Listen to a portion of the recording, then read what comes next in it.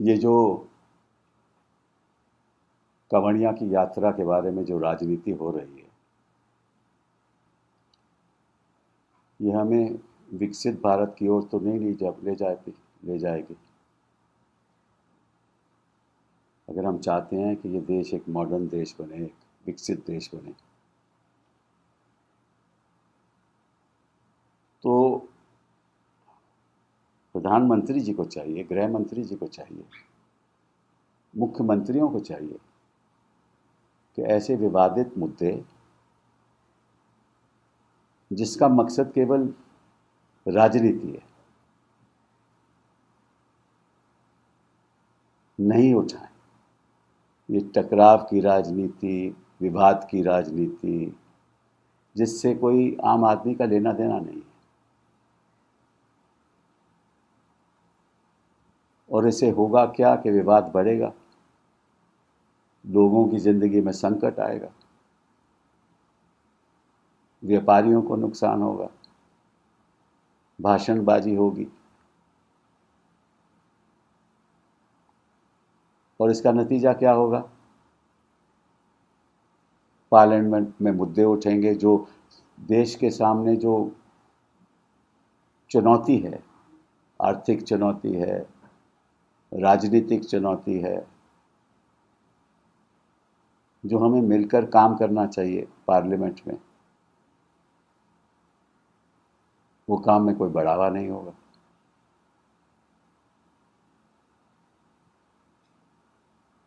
तो मुझे ये समझ नहीं आता कि हमारे जो देश में उच्च स्तर पे लोग जो बैठे हुए हैं, वो इस बारे में क्यों नहीं सोचते? क्योंकि अब 3 चुनाव आने वाले हैं और इनको लगता है कि कुछ ना कुछ ऐसा करना पड़ेगा जिससे ऐसे इस किस्म के विवाद उठें और तनाव हो, और किसी एक दल को राजनीतिक फायदा हो और किसी को नुकसान हो। और नुकसान तो किसी का होता नहीं है, नुकसान तो जनता का होता है, वो भी गरीब आदमी का होता है। जो 2 पैसे कमाना चाहता है वो भी नहीं कमा पाएगा। जितनी भारी समस्या बेरोजगारी की आज देश के सामने है, उस पर ध्यान दीजिए। अभी हाल ही में 60,000 जॉब्स की उत्तर प्रदेश में निकली थी, उसमें से 47 लाख उम्मीदवारों ने एप्लीकेशन दी। 47 लाख उम्मीदवारों ने 60,000 जॉब्स के लिए। वो कोई बड़ी स्तर की जॉब नहीं है। 1.25 करोड़ उम्मीदवारों ने एप्लीकेशन दी रेलवे में नॉन टेक्निकल स्टाफ के लिए, जॉब्स के लिए। बिहार में प्रोटेस्ट हो रहे हैं कि बेरोजगारी है, उत्तर प्रदेश में हो रहे हैं कि बेरोजगारी है, हर जगह प्रोटेस्ट हो रहे हैं। और सरकार, मुझे तो ये समझ नहीं आती कि इन मामलों में सरकार आंख बंद किए हुए है और सुनने को तैयार नहीं।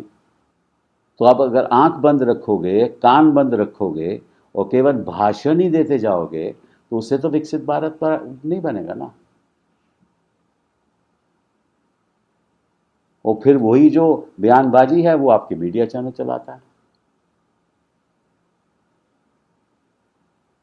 वो भी नज़रअंदाज कर देता है जो देश के सामने जो मुद्दे बैठे हुए हैं।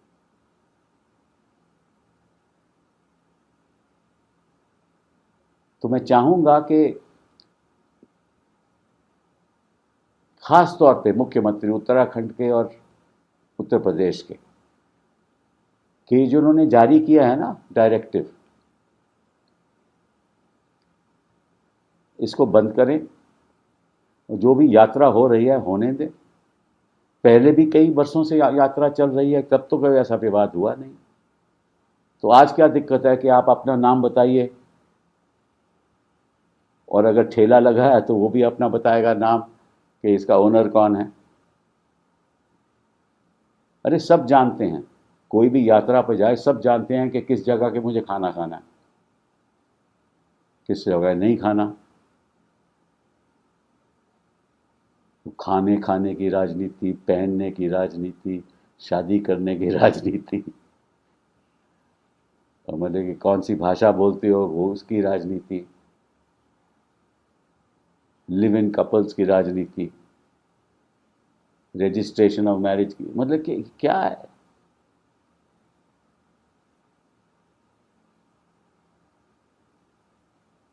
और ये सरकार तो इसलिए बची हुई है कि रिजर्व बैंक ऑफ इंडिया ने इनको डिविडेंड के द्वारा लाखों करोड़ रुपए दिए हैं, 3.24 लाख करोड़।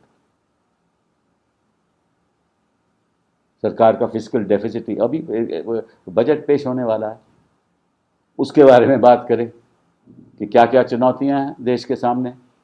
आर्थिक चुनौतियां, बेरोजगारी तो केवल एक ही है, लेकिन इस दुनिया में जहां आर्टिफिशियल इंटेलिजेंस का दौर बढ़ता जा रहा है, वहां आप अपने बच्चों को इंटेलिजेंट बनाओ, उनको अच्छी शिक्षा दो,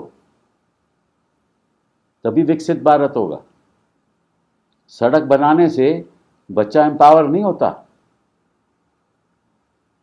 कभी होता है बच्चा एम्पावर सड़क बनाने से?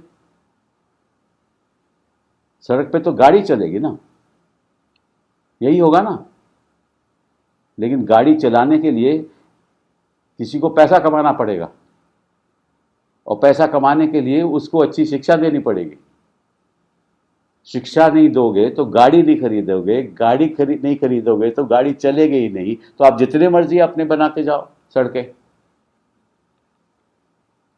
और आज के दिन सबसे भारी ज़रूरत है बच्चों की शिक्षा की और स्वास्थ्य की, महिलाओं की, खासतौर पे महिलाओं को रोजगार की। तो आपको मालूम है कि विश्व में हिंदुस्तान ही एक ऐसा देश है जिसकी जो लेबर प्रोडक्टिविटी है वो लगभग कोई 150 देशों से नीचे है।